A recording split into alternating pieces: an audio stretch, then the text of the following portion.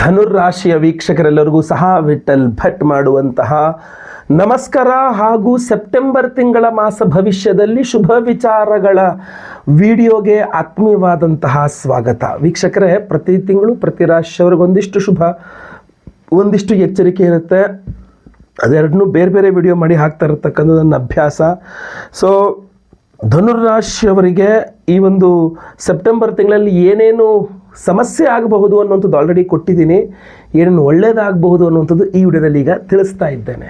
So ಪ್ರತಿಯೊಬ್ಬ ಧನುರಾಶಿಯವರಿಗೆ video reach ಆಗಬೇಕು. So ದಯವಿಟ್ಟು ತಾವು ವಾಟ್ಸಪ್ಪು, ಫೇಸ್ಬುಕ್, ಮೆಸೆಂಜರ್, ಟೆಲಿಗ್ರಾಮ್ ಎಲ್ಲ ಕಡೆ ಸಾಮಾಜಿಕ ಜಾಲತಾಣಗಳಲ್ಲಿ ಈ ವಿಡಿಯೋನ ಶೇರ್ ಮಾಡಲಿಕ್ಕೆ ದಯವಿಟ್ಟು ಮರಿಬೇಡಿ. ಪ್ರತಿಯೊಬ್ಬ ಧನುರಾಶಿಯವರಿಗೆ ವಿಡಿಯೋ ರೀಚ್ ಆಗಬೇಕು. ಏನೇನು ಒಳ್ಳೆಯದಾಗಬಹುದು, ನಮಗೆ ಏನು ವಿಚಾರ ಇದೆಲ್ಲ ಗೊತ್ತಾಗಬೇಕು. ಸೊ ದಯವಿಟ್ಟು ಶೇರ್ ಮಾಡಿ ವಿಡಿಯೋನ. ಅದೇ ರೀತಿಯಲ್ಲಿ ನೀವು ಸಬ್ಸ್ಕ್ರೈಬ್ ಮಾಡ್ಕೊಂಡು ನನ್ನ ಚಾನಲ್ನ ಸಬ್ಸ್ಕ್ರೈಬ್ ಮಾಡ್ಕೊಂಡು ಬೆಲ್ ಬಟನ್ ಹೊತ್ಕೊಂಡು ಆಲ್ ಅಂತ ಮಾಡಲಿಕ್ಕೆ ಮರಿಬೇಡಿ. ಫೇಸ್ಬುಕ್ಕಲ್ಲಿ ನೋಡ್ತಿದ್ರೆ ನಮ್ಮ ಪೇಜನ್ನು ಇನ್ನೂ ಫಾಲೋ ಮಾಡಿಲ್ಲ ಅಂದರೆ ಪೇಜನ್ನು ಫಾಲೋ ಮಾಡ್ಲಿಕ್ಕೆ ದಯವಿಟ್ಟು ಮರಿಬೇಡಿ.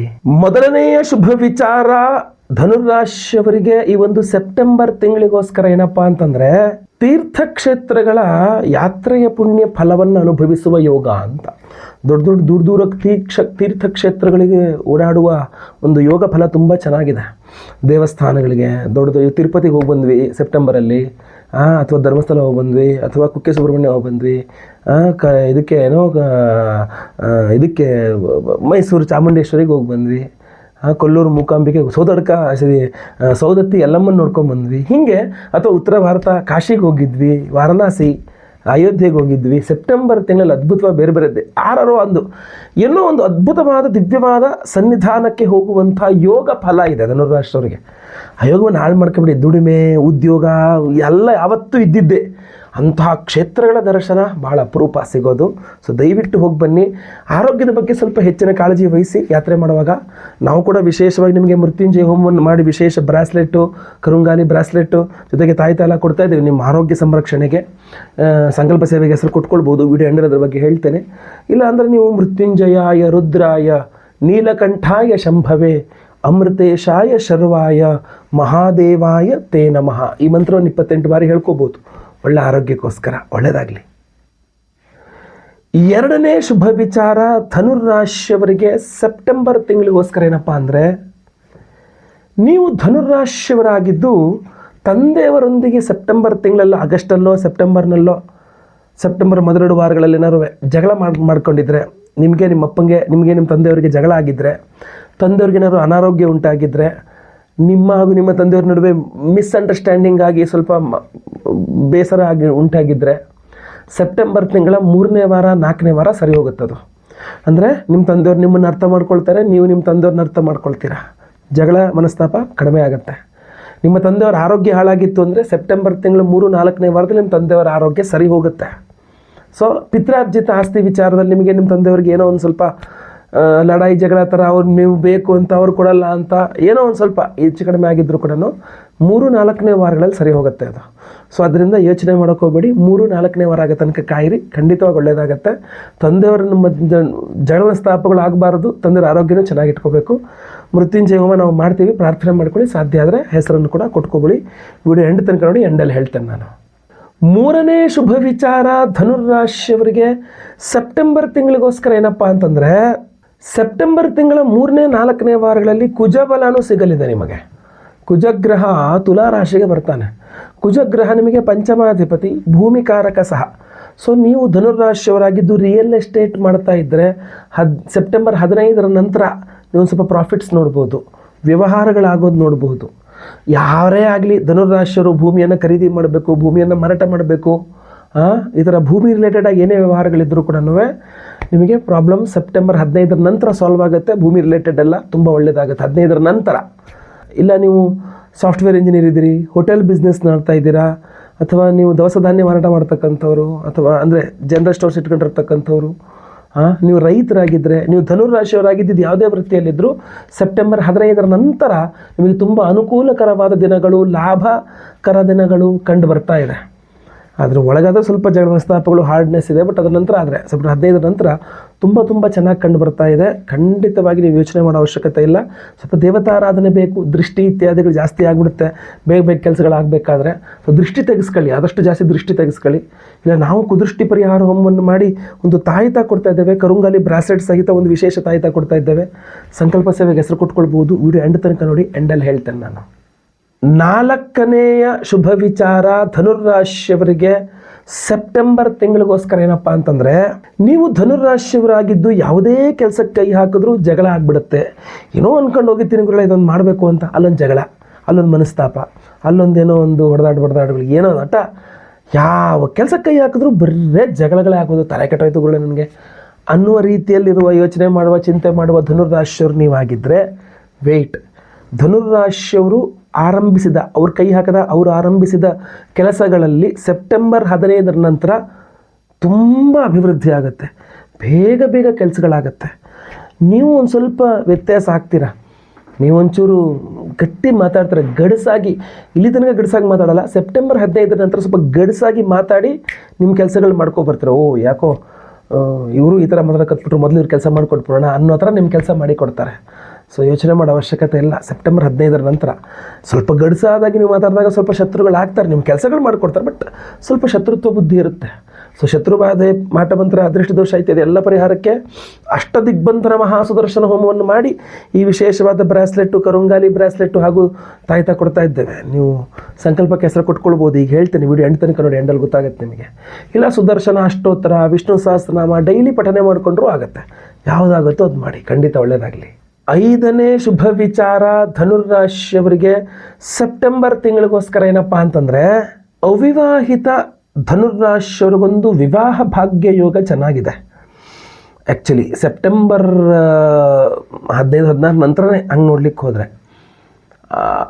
ಆದರೆ ಒಂದಿಲ್ಲಿ ಎಚ್ಚರಿಕೆ ಲೆಕ್ಕದಲ್ಲೇ ಹೇಳ್ಬೋದು, ಅಥವಾ ಇದಂದರೆ ಸ್ವಲ್ಪ ಒತ್ತಾಯ ಮಾಡಿ ಮದುವೆಗೆ ಒಪ್ಪಿಸ್ತಾರೇನೋ ಅಂತ ಅನ್ನಿಸ್ತಾ ಇದೆ.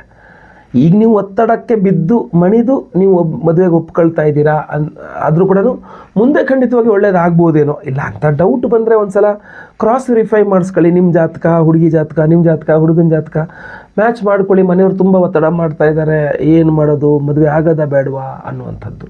ಬಟ್ ಒತ್ತಡಕ್ಕೆ ಮಣಿತೀರಿ ಅಂತ ಕಂಡು ಬರ್ತಾ ಇದೆ. ಬಟ್ ಮದುವೆ ವಿಚಾರದಲ್ಲಿ ಒಂದು ಗ್ರೀನ್ ಸಿಗ್ನಲ್ ಕೊಡ್ತೀರಿ ಅಂತ.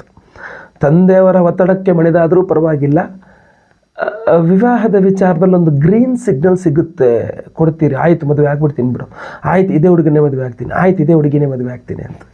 ಸಂತೋಷದ ವಿಚಾರ, ಶುಭ ವಿಚಾರ ಏನಂದ್ರೆ ನೀವು ಮದುವೆಗೆ ಒಪ್ಕೊಂಡ್ರಿ ಅಥವಾ ಮದುವೆ ಫೈನಲೈಸ್ ಆಯಿತು ಅನ್ನುವಂಥದ್ದು ಒಂದು. ಇಲ್ಲಿ ಇನ್ನೊಂದೇನು ಅಂತಂದರೆ, ನೀವು ಮದುವೆ ಆಗೋರು ಕೂಡ ಒತ್ತಡಕ್ಕೆ ಮಣಿದು ನಿಮ್ಮನ್ನು ಒಪ್ಕೊಂಡಿದ್ದಾರಾ ಅನ್ನುವಂಥದ್ದು ಒಂದು ಕ್ರಾಸ್ ವೆರಿಫೈ ಮಾಡ್ಕೊಳ್ಳಿ. ಅದೊಂದು ಆಗದೇ ಇರಲಿ. ಎರಡನೇದಾಗಿ, ಮದುವೆ ಆಲ್ರೆಡಿ ಆಗಿರತಕ್ಕಂಥವ್ರಿಗೂ ಕೂಡ ಒಂದು 3ನೇ ವ್ಯಕ್ತಿ ಅಥವಾ ನಿಮ್ಮ ತಂದೆನೋ ಅಥವಾ ಮಾವನೋ ಯಾರೊಬ್ಬರು ಬಂದು ಗಂಡ ಹೆಂಡತಿ ಜಗಳನ ಸುಧಾರಿಸಿ ಇಬ್ಬರನ್ನೂ ಒಟ್ಟು ಮಾಡ್ತಾರೆ. ಸೊ ಒತ್ತಡಕ್ಕೆ ಮಣಿದು ಗಂಡ ಹೆಂಡತಿ ಜಗಳ ಮರೆತು ಇಬ್ಬರು ಒಟ್ಟಾಗ್ತಾರೆ. ಒತ್ತಡಕ್ಕೆ ಮಣಿದು ಸ್ನೇಹಿತರಿಬ್ಬರು ಜಗಳ ಮನಸ್ತಾಪಗಳು ಮರೆತು ಇನ್ನೊಬ್ಬರು ನೀವಿಬ್ಬರು ಕ್ಲೋಸ್ ಫ್ರೆಂಡ್ಸ್ ಯಾಕಿಂಗ್ ಮಾಡ್ತಿದ್ದೀರಾ, ಇಬ್ಬರು ಸೆಕೆಂಡ್ ಮಾಡಿ, ಇಬ್ಬರು ಹಳೆದೆಲ್ಲ ಮರೀರಿ ಅಂತೇಳಿ ಇಬ್ಬರು ಮಧ್ಯೆ ಸಂಧಾನ. ಅಂದರೆ ನಿಮ್ಮ ಹಾಗೂ ನಿಮ್ಮ ಸ್ನೇಹಿತರನ್ನೇ ಜಗಳ ಮಾಡ್ಕೊಂಡಿದ್ರಿ, ಒಳ್ಳೆ ಫ್ರೆಂಡ್ಸೇ ಜಗಳ ಮಾಡ್ಕೊಂಡಿದ್ರಿ, ಸರಿ ಮಾಡ್ತಾರೆ. ಬಿಸ್ನೆಸ್ ಪಾರ್ಟ್ನರ್ಸ್ ಜಗಳ ಮಾಡ್ಕೊಂಡಿದ್ರೆ ಯಾರೊಬ್ಬರು ಬಂದು ಸರಿ ಮಾಡ್ತಾರೆ ನಿಮ್ಮ ಪಾರ್ಟ್ನರ್ಶಿಪ್ನ. ಸೊ ಹಾಳಾಗುತ್ತೆ, ಬಟ್ ಹಾಳಾಗಿದ್ದನ್ನ ಒತ್ತಾಯಪೂರ್ವಕ ಸಂಬಂಧಗಳನ್ನು ಸರಿ ಮಾಡಲಾಗುತ್ತೆ. ಒತ್ತಡ ಅನ್ನೋದು ಮರ್ತೋಗಿ ಸಂಬಂಧಗಳು ಸರಿ ಹೋದ್ರೆ ಅಷ್ಟೇ ಸಾಕಲ್ವೇ. ಏನೇ ವಿಚಾರಗಳಿದ್ರು, ವಿವಾಹ ದಾಂಪತ್ಯಾದ ವಿಚಾರಗಳಿದ್ರು, ನಾವು ಸ್ವಯಂವರ ಪಾರ್ವತಿ ಹೋಮವನ್ನು ಮಾಡ್ತಾ ಇದ್ದೇವೆ. ಸೆಪ್ಟೆಂಬರ್ ತಿಂಗಳ ಅಥವಾ ಅದಕ್ಕಿಂತ ಮುಂದಿನ ಎಲ್ಲ ಸಮಸ್ಯೆಗಳು ಧನುರ್ರಾಶಿಯವ್ರದ್ದು ಪರಿಹಾರ ಆಗಬೇಕು ಅಂತ ನಾವು ಮಾಡ್ತಿರೋ ವಿಶೇಷ ಪರಿಹಾರ ಏನಪ್ಪ ಅಂತಂದರೆ, ವೀಕ್ಷಕರೇ, ಆಗಸ್ಟ್ 23ನೇ ತಾರೀಕು ಶನಿವಾರ, ಶ್ರಾವಣ ಕೊನೆ ಶನಿವಾರ, ಈ ಬಾರಿ ಅಮಾವಾಸ್ಯೆ ಬಂದಿದೆ. ಸೊ 23ನೇ ತಾರೀಕು ಅಮಾವಾಸ್ಯೆ, ಶ್ರಾವಣ ಕೊನೆಯ ಶನಿವಾರದಂದು ನಮ್ಮ ಯಾಗಶಾಲೆಯಲ್ಲಿ ನಿಮ್ಮೆಲ್ಲರ ಸಮಸ್ಯೆಗಳ ಪರಿಹಾರಕ್ಕೂ ವಿಶೇಷ ಹೋಮಗಳನ್ನು ಮಾಡ್ತಾ ಇದ್ದೇವೆ. ಆ ವಿಶೇಷ ಹೋಮಗಳಲ್ಲಿ ಮೊಟ್ಟ ಮೊದಲನೆಯದು ಅಷ್ಟದಿಗ್ಬಂಧನ ಮಹಾಸುದರ್ಶನ ಹೋಮ. ಯಾವುದೇ ದಿಕ್ಕಿಂದಲೂ ಸಹ ನಿಮಗೆ ಸಮಸ್ಯೆಗಳಾಗಬಾರ್ದಾದ್ರೆ, ಶತ್ರುಬಾಧೆ, ಮಾಟಮಂತ್ರ, ದೃಷ್ಟಿದೋಷ, ಯಾವ ತರಹದ ಸಮಸ್ಯೆಗಳು ಸಹ ಆಗಬಾರದು, ಒಂದು ರಕ್ಷಣೆ ಸಿಗಬೇಕು ಅಂತಂದಾಗ ಅಷ್ಟದಿಗ್ಬಂಧನ ಮಹಾಸುದರ್ಶನ ಹೋಮ ಅದ್ಭುತವಾದಂತಹ ಒಂದು ಹೋಮ ಅದು. ಅಷ್ಟೇ ಅಲ್ಲ, ಆ ಹೋಮದಲ್ಲಿ ಅಭಿಮಂತ್ರಣ ಮಾಡಿ ಈ ವಿಶೇಷವಾದಂತಹ ಒಂದು ಕರುಂಗಾಲಿ ಬ್ರಾಸ್ಲೆಟ್ ಅನ್ನು ಕೊಡ್ತಾ ಇದ್ದಾರೆ. ಅದಕ್ಕೊಂದು ತಾಯ್ತ ಕೂಡ ಇರುತ್ತೆ. ಆ ತಾಯ್ತದಲ್ಲಿ ಹಾಗೂ ಆ ಬ್ರಾಸ್ಲೆಟ್ ಅಲ್ಲಿ ವಿಶೇಷವಾಗಿ ಅಷ್ಟದಿಗ್ಬಂಧನ ಮಹಾಸುದರ್ಶನ ಹೋಮದ ಶಕ್ತಿ ಎನರ್ಜೈಸ್ ಮಾಡಿರ್ತವೆ, ಅದರಲ್ಲಿ ಹಾಕಿರ್ತೇವೆ. ಜೊತೆಗೆ ಅಷ್ಟೇ ಅಲ್ಲ, ಇನ್ನು ಮುಂದೆ ಬಂದು ನಿಮ್ಮೆಲ್ಲರ ಆರೋಗ್ಯ ಬಾಧೆಗಳು ಪರಿಹಾರವಾಗಬೇಕು, ಅಪಮೃತ್ಯು ಪೀಡೆಗಳು ಪರಿಹಾರವಾಗಬೇಕು, ಅದ್ಭುತವಾದಂತಹ ಗೌರಿ ಸಮೇತ ಅಮೃತ ಮಹಾಮೃತ್ಯುಂಜಯ ಹೋಮವನ್ನು ಮಾಡ್ತಾ ಇದ್ದೇವೆ. ಮಹಾಮೃತ್ಯುಂಜಯ ಹೋಮ, ಅಷ್ಟದಿಗ್ಬಂಧನ ಮಹಾಸುದರ್ಶನ ಹೋಮ, ಮಹಾಮೃತ್ಯುಂಜಯ ಹೋಮ, ಈ ವಿಶೇಷವಾದಂತಹ ಕರುಂಗಾಲಿ ಬ್ರಾಸ್ಲೆಟ್ ಹಾಗೂ ಈ ತಾಗಿತ ಮಹಾಮೃತ್ಯುಂಜಯ ಹೋಮದಲ್ಲೂ ಎನರ್ಜೈಸ್ ಆಗಿರುತ್ತೆ. ಅಲ್ಲಿಗೆ ಈ ಒಂದು ಬ್ರಾಸ್ಲೆಟ್ ಅನ್ನು ಧಾರಣೆ ಮಾಡೋದ್ರಿಂದ ಈ ಕಡೆ ಆರೋಗ್ಯ ಬಾಧೆಯಿಂದನೂ ಪರಿಹಾರ, ರೋಗ ಪೀಡೆಗಳಿಂದನೂ ಪರಿಹಾರ, ಶರೀರ ರಕ್ಷಣೆ, ಜೊತೆಗೆ ಈ ಮಾಟಮಂತ್ರ ದೃಷ್ಟಿ ದೋಷ ಆದಿಗಳೆಲ್ಲದೂ ಸಹ ಪರಿಹಾರ. ದೃಷ್ಟಿ ಅಂತ ತಕ್ಷಣ ನೋಡಿ ಇನ್ನೂ ಬರ್ತದೆ, ಕುದೃಷ್ಟಿ ಪರಿಹಾರ ಹೋಮವನ್ನು ಮಾಡ್ತಾ ಇದ್ದೇವೆ. ಶ್ರಾವಣ ಕೊನೆಯ ಶನಿವಾರ ಅಮಾವಾಸ್ಯೆ 23ನೇ ತಾರೀಕು ಕುದೃಷ್ಟಿ ಪರಿಹಾರ ಹೋಮ.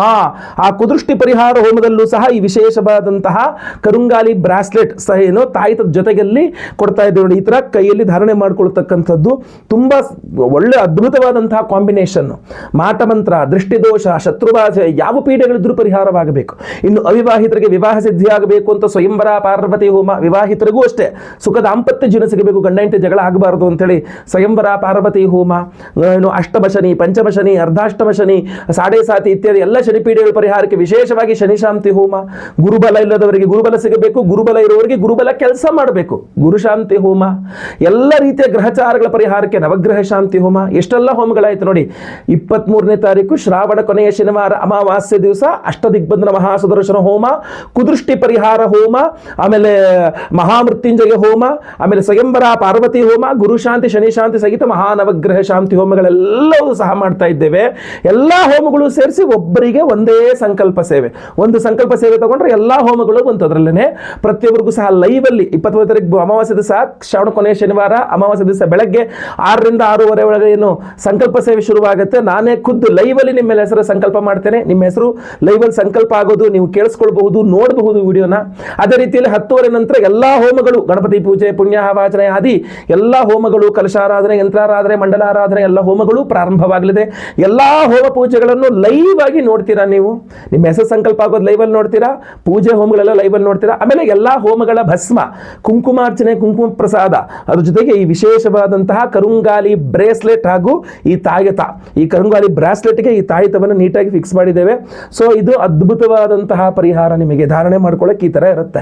ಬಹಳಷ್ಟು ಜನ ಕರುಂಗಾಲಿ ಮಾಲೆ ಕೊಟ್ಟಾಗ ಗುರುಗಳೇ ನಮಗೆ ಬ್ರೇಸ್ಲೆಟ್ ಬೇಕಾಗಿತ್ತು ಅಂತ ಬಹಳ ಜನ ಕೇಳಿದ್ರು. ಸೊ ಅದರಿಂದ ಈ ಬಾರಿ ಬ್ರೇಸ್ಲೆಟ್ ಅನ್ನೇ ಕೊಡ್ತಾ ಇದ್ದೇವೆ, ವಿತ್ ಒಂದು ತಾಯಿತ ಸಹಿತವಾಗಿ ಕೊಡ್ತಾ ಇದ್ದೇವೆ.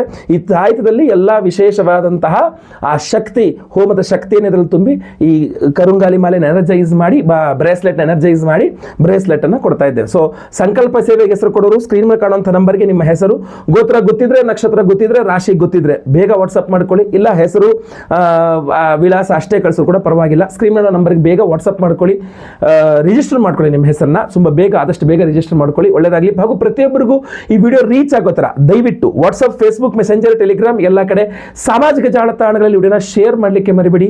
ನೀವಿನ್ನೂ ಸಬ್ಸ್ಕ್ರೈಬ್ ಮಾಡ್ಕೊಳ್ಳಿ ನಮ್ಮ ಚಾನಲ್, ದಯವಿಟ್ಟು ಕಡೆ ಸಬ್ಸ್ಕ್ರೈಬ್ ಅಂತ ಬಿಟ್ಟಿರುತ್ತೆ, ಸಬ್ಸ್ಕ್ರೈಬ್ ಮಾಡ್ಕೊಂಡು ಬೆಲ್ ಬಟನ್ ಹೊತ್ಕೊಂಡು ಆಲ್ ಅಂತ ಮಾಡಲಿಕ್ಕೆ ದಯವಿಟ್ಟು ಮರಿಬೇಡಿ. ಇಲ್ಲಿ ತನಕ ನಿಮ್ಮ ವಿಡಿಯೋ ನೋಡಿದ್ದೀರಾ ಅಂತಾದರೆ ನನಗೆ ಗೊತ್ತಾಗಬೇಕಲ್ಲ. ಓಂ ನಮೋ ನಾರಾಯಣಾಯ ಅಥವಾ ಓಂ ನಮಃ ಶಿವಾಯ ಅಂತ ಕಮೆಂಟ್ ಮಾಡಿ ನೀವು ಎಂಡ್ ತನಕ ವಿಡಿಯೋ ನೋಡಿದ್ದೀರಾ ಅಂತ ನನಗೆ ಗೊತ್ತಾಗಲಿದೆ. ಇದು ನಂದೊಂದು ಸೀಕ್ರೆಟ್, ಯಾರು ಎಂಡ್ ತನಕ ವಿಡಿಯೋ ನೋಡಿದ್ದಾರೆ ಅನ್ನೋದು ನಮಗೆ ಗೊತ್ತಾಗುತ್ತೆ. ಒಳ್ಳೆಯದಾಗಲಿ. ಮುಂದುವರಿದಲ್ಲಿ ಮತ್ತೆ ಪುನಃ ಸಿಗ್ತಾನೆ. ಲೋಕ ಸಮಸ್ತ ಸುಖಿನೋ ಭವಂತು. ನಾರಾಯಣ ನಾರಾಯಣ ನಾರಾಯಣ.